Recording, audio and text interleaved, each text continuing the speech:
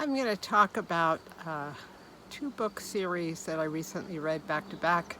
Very cute little series. The first one was called The Christmas Bookshop, and the second one was named Midnight at the Christmas Bookshop. They are both by Jenny Colgan. This video is part of a weekly collaboration named Thursday BookTube. It's hosted by myself and Life with Patty. Every week we invite you to upload videos about something book related. Coloring books, favorite cookbook, rearranging your bookshelf, whatever you want to do. We have no rules, just have a good time. Be sure to tag Thursday BookTube and to also tag myself and Life with Patty so we can put you on the playlist. Both the Christmas Bookshop and Midnight at the Christmas Bookshop are sequential. However, they are also standalone books. The first one is the Christmas Bookshop, the second one is Midnight at Christmas Bookshop. And I will tell you the general plot because it's pretty much the same plot, just with different variations in it from book to book. Basically, we are looking at a young woman named Carmen who is in her late 20s and is not particularly successful in life. She's living with her parents in Scotland. She works at a department store, kind of a fading department store. She's a little overweight. She's not particularly pleasant to be with all the time. And to make matters worse, she has an older sister named Sophia, who is beautiful, talented, happily married to a handsome husband, has 4 gorgeous children, and she herself is an attorney who lives in a beautiful home in Edinburgh. And there's always that little comparison going on between Carmen and her sister Sophia, and even her parents can't help but bring up the differences between the two sisters. Well, Carmen's stint at the department store ends because the department store is closing and she does not have another job, nor does she really have any job skills for another job. She'd worked at that job for 10 years and she was a teenager doing retail and clothing and is kind of adrift.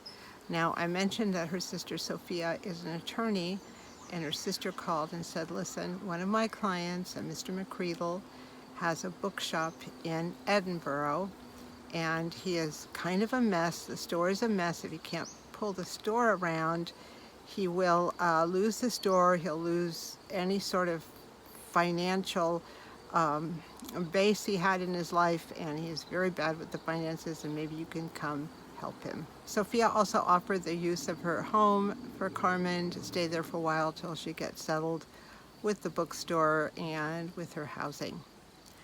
Carmen is not crazy about this idea. She says, I don't know anything about bookstores.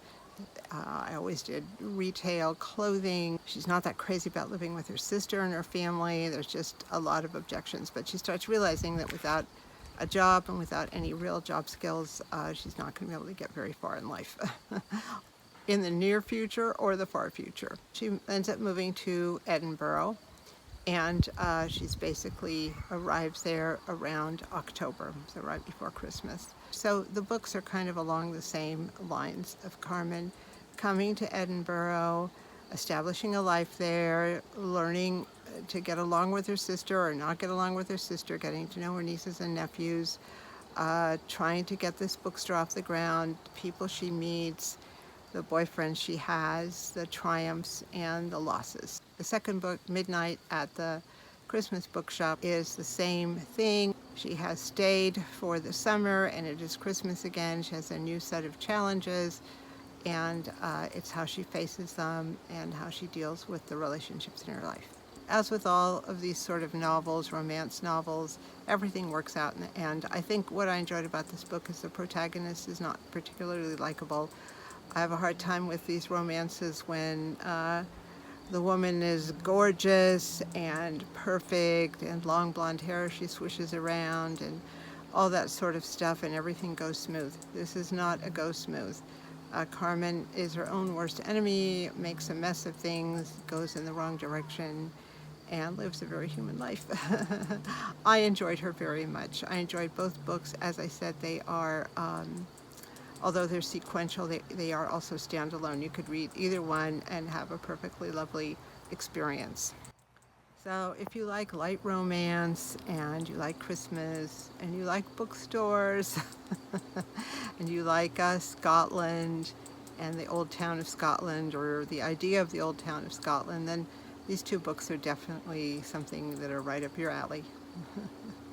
Thank you so much for watching.